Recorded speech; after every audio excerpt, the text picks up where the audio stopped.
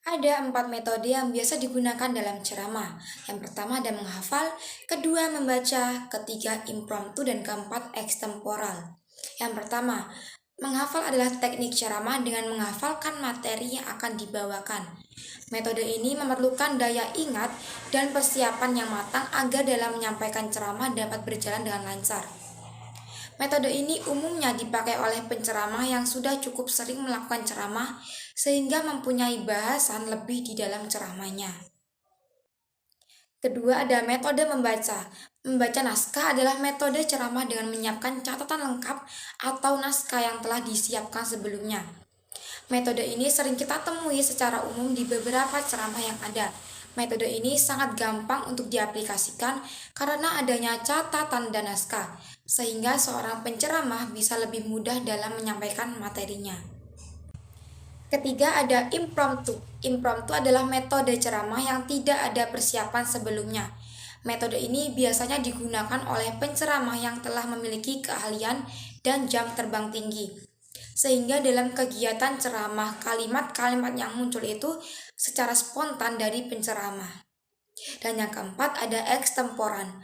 Ekstemporan adalah metode ceramah yang akan menuliskan catatan-catatan penting saja dalam penyampaian ceramahnya. Hal ini dilakukan oleh penceramah yang teliti akan keteraturan kalimat serta untuk memudahkan dalam menyampaikan sistematika materi ceramah. Catatan tersebut bisa juga digunakan sebagai pengingat ketika penceramah menyampaikan ceramahnya.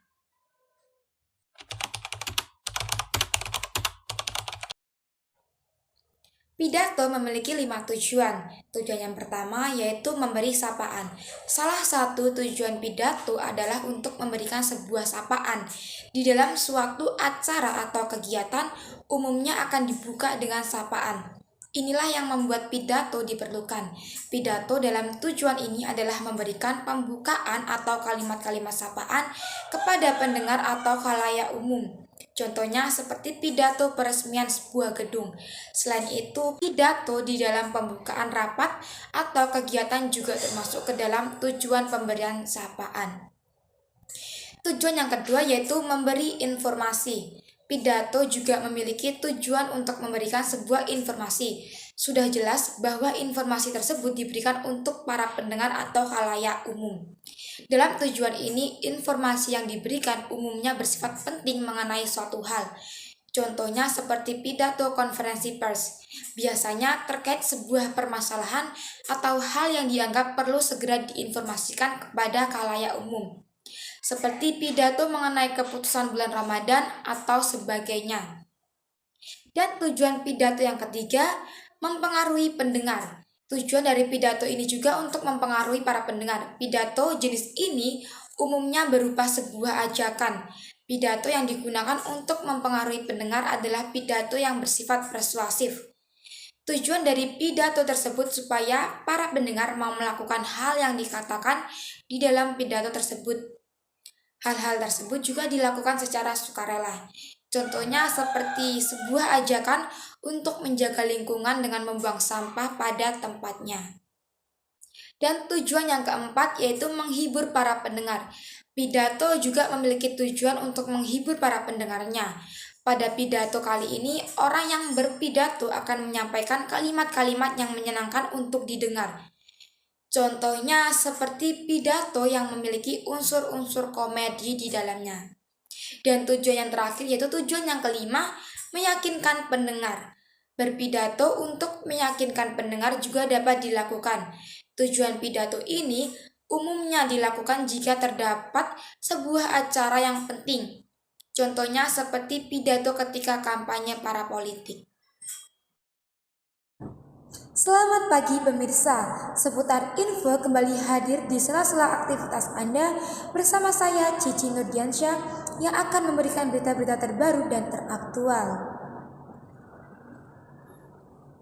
Pemirsa, gempa berkekuatan 6,1 skala Richter di Maluku Tengah siang tadi terjadi pada pukul 13:43 waktu Indonesia Timur, menimbulkan dampak longsoran bawah laut dan terjadinya kenaikan permukaan air laut.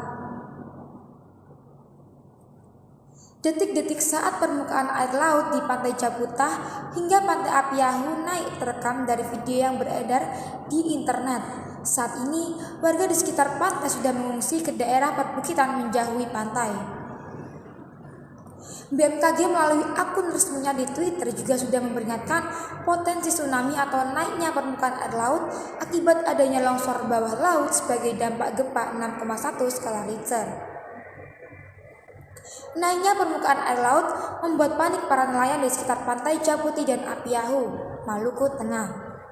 Mereka berupaya menyelamatkan perahu dan kapal, tapi naiknya air laut berlangsung cepat sehingga nelayan tidak bisa mengikat perahunya ke tambatan. BMKG mengeluarkan peringatan potensi tsunami dan juga gempa susulan. BMKG meminta warga di sekitar pantai untuk segera menjauhi pantai dan menuju daerah yang tinggi. Sebagian warga tampak berada di perbukitan dan hutan sekitar pantai. Mereka cukup sigap dengan peringatan BMKG. Kita beralih ke informasi selanjutnya. Ratusan kios di pasar darurat yang didirikan oleh pemerintah Kabupaten Garut di kawasan Alun-Alun Leles, Kabupaten Garut, Jawa Barat kini terbakar. Api dengan cepat menjalar karena bangunan didominasi dari material kayu. Sekitar 400 kios di pasar darurat Leles, Garut, Jawa Barat terbakar sejak Minggu malam. Sejumlah mobil pemadam kebakaran milik pemerintah Kabupaten Garut diterjunkan ke lokasi untuk memadamkan api. Pasar ini diketahui merupakan pasar darurat yang didirikan oleh pemerintah Kabupaten Garut tahun 2017 yang lalu sebagai tempat sementara untuk menggantikan pasar Leles yang sedang direvitalisasi. Namun, hingga kini pasar Leles belum selesai diperbaiki dan sempat mangkrak. Hingga pukul 3 pagi, petugas pemadam kebakaran masih berupaya untuk memadamkan api dibantu oleh warga sekitar. Berita selanjutnya datang dari ibu kota Jakarta. Hujan deras yang mengguyur Jakarta dan sekitarnya sejak 3 hari terakhir mengakibatkan sejumlah wilayah di ibu kota terendam banjir. Di antaranya perumahan Bumi Jaya, Kemang, Jakarta Selatan.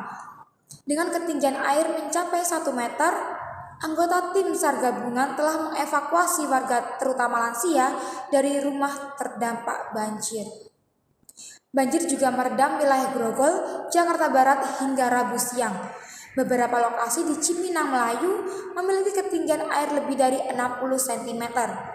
Langkah dari pemerintah Provinsi DKI Jakarta merespon banjir yang terjadi 2 hari terakhir di Jakarta, yaitu mengutamakan evakuasi warga yang menjadi korban banjir.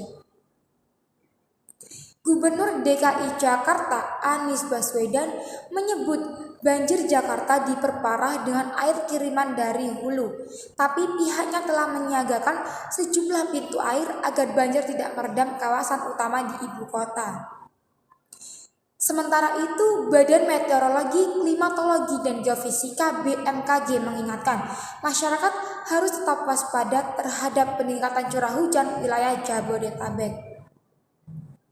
Baik, berita berikutnya yaitu soal UN atau ujian nasional bagi tingkat menengah pertama yang akan dilaksanakan pada hari Rabu 22 Mei 2015 terjadi kebocoran hingga menjadi berita yang besar untuk pelaksanaan ujian nasional tahun ini. Menteri Pendidikan Anies Baswedan pun menyatakan jika pelaku pembocoran dari soal ujian tengah diselidiki. Ia juga mengatakan jika pelaku yang membocorkan soal ujian tersebut akan diproses sesuai dengan hukum yang berlaku dan pasal yang berlaku. Dari beberapa hasil verifikasi yang sudah dilaksanakan oleh Pusat Penilaian Pendidikan Balitbang Kemendikbud atau Puspendik, sudah ditemukan sekitar 30 buklet soal dari sebanyak 1.735 yang telah diunggah ke internet adalah ilegal.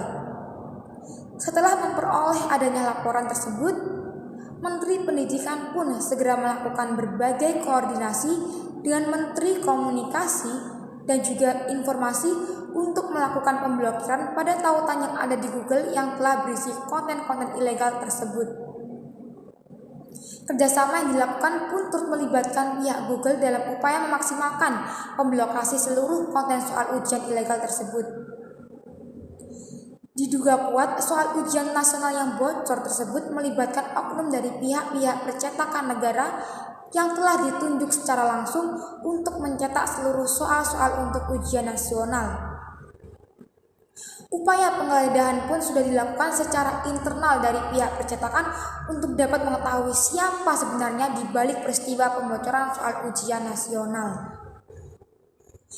Dengan peristiwa bocornya soal ujian nasional tersebut, tentu masih menjadi hal yang dipertimbangkan oleh Menteri Pendidikan untuk melakukan kembali ujian ulang atau tidak. Namun, kemungkinan yang lebih besarnya ialah ujian tidak akan diulang karena hal ini juga menyangkut beberapa besar biaya dari pembuatan soal ujian nasional tersebut.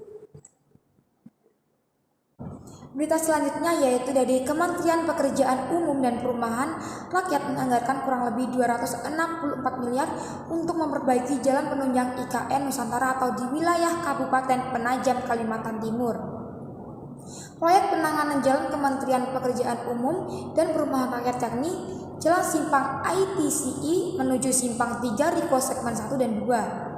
Akses jalan dari Penajam Pasar Utara menuju IKN Nusantara tersebut rampung dan sudah bisa digunakan tahun 2023. Demikian yang saya laporkan saat ini. Cici Nurdiansyah dan segenap kru yang bertugas undur diri.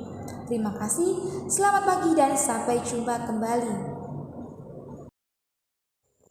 5 kalimat mantra menyelamatkan hidup kamu saat terpuruk. Selamat datang di luar kuliah. Halo dengan aku, Cici Nurdiansyah. Hidup itu selalu ada naik turunnya. Kadang kamu di atas, kadang kamu juga bisa di bawah.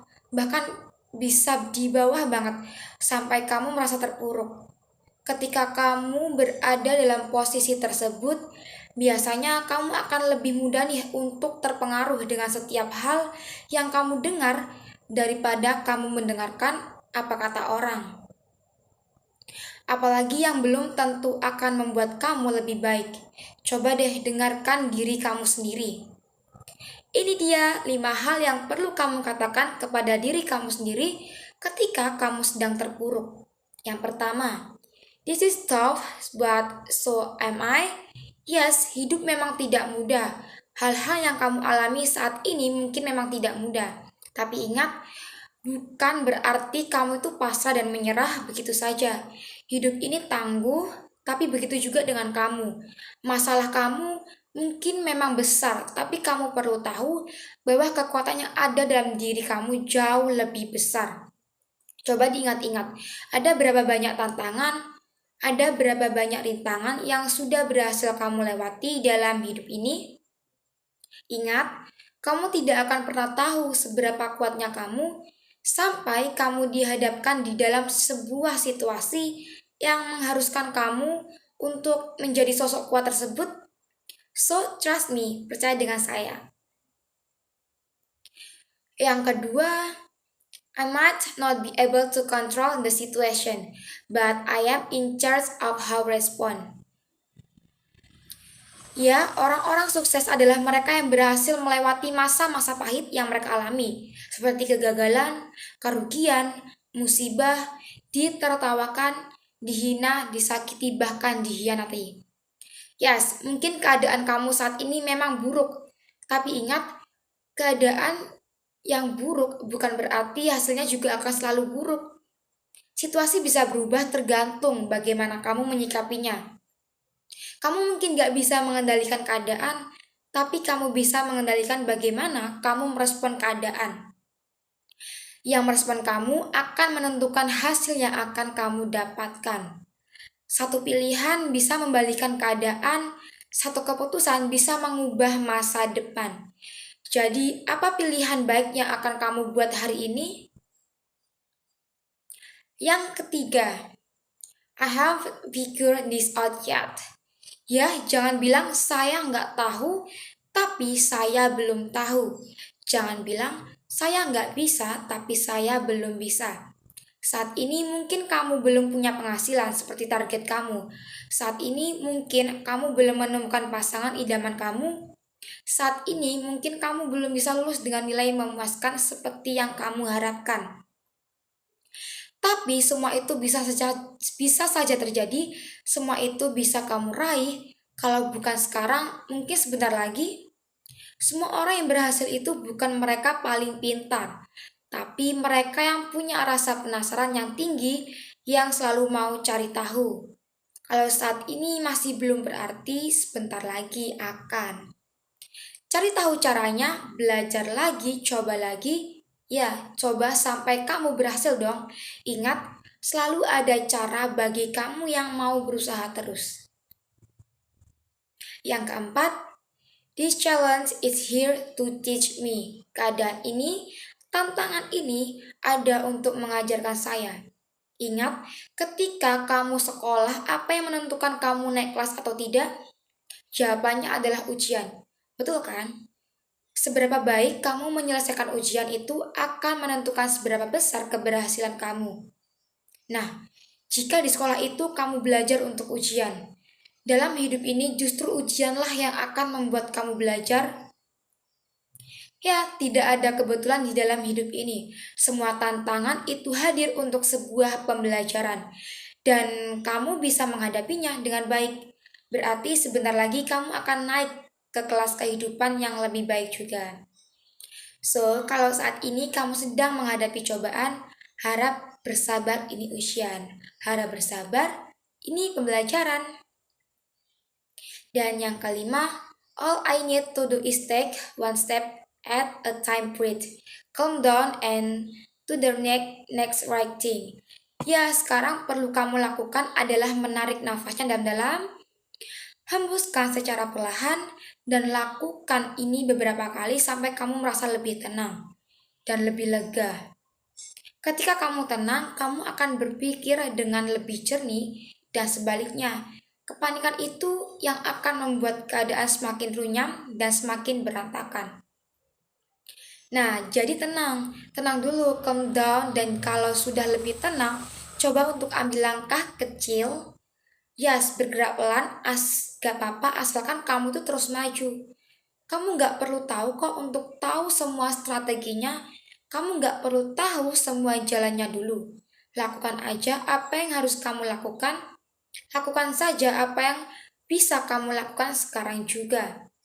Selangkah demi selangkah, tidak harus semuanya sekaligus. Dan tanpa kamu sadari, perlahan tapi pasti keadaan kamu pasti akan semakin baik. Nah, itu dia buat kamu yang merasa saat ini sedang terpuruk. Coba deh praktekin 5 perkataan penting ini. Saya percaya kamu pasti bisa melaluinya dan saya percaya kamu pasti akan baik-baik saja. Oke. Assalamualaikum warahmatullahi wabarakatuh. Waalaikumsalam warahmatullahi wabarakatuh. Teman-teman dan sahabat-sahabat sekalian yang saya cintai, pada kesempatan yang berbahagia ini, perkenalkan saya Cici Nurdiansyah. Sebagai MC mengajak teman-teman sekalian untuk memanjatkan puji syukur kehadirat Tuhan Yang Maha Esa, karena atas rahmat dan perkenannya kita semua dapat hadir dan berkumpul di tempat ini, di rumah sahabat kita tercinta yaitu Kejora Anandika, dalam rangka memperingati acara ulang tahun yang ke-17. Tanpa ada suatu halangan dan arah yang melintas, malam ini merupakan malam yang istimewa bagi Kejora Anandika, sahabat kita tercinta yang telah memperingati ulang tahunnya yang ke-17.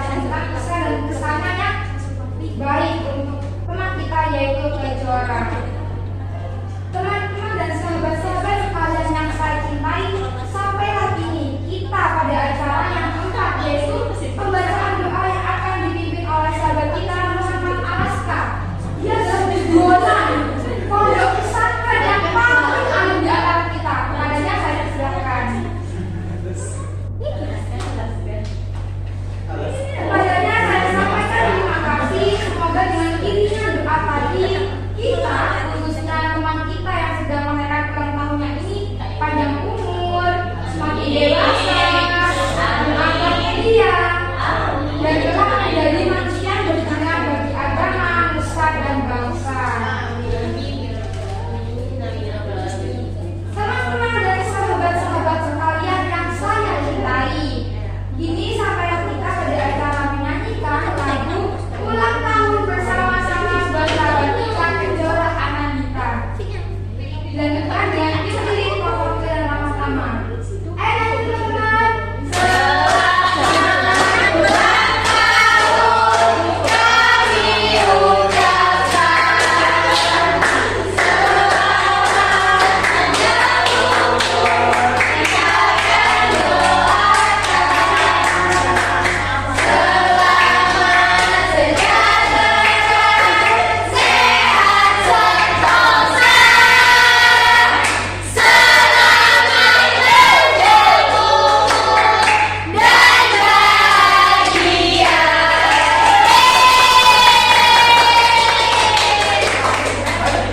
Demikianlah demi acara Pelangi Malawi bersama dengan santai dalam suasana keakraban, penuh rasa persahabatan tanpa ada suatu halangan apapun.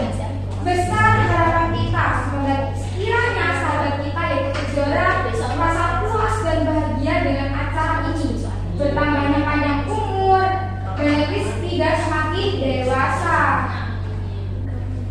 Akhirnya saya Cici Nurdiansyah sebagai pembawa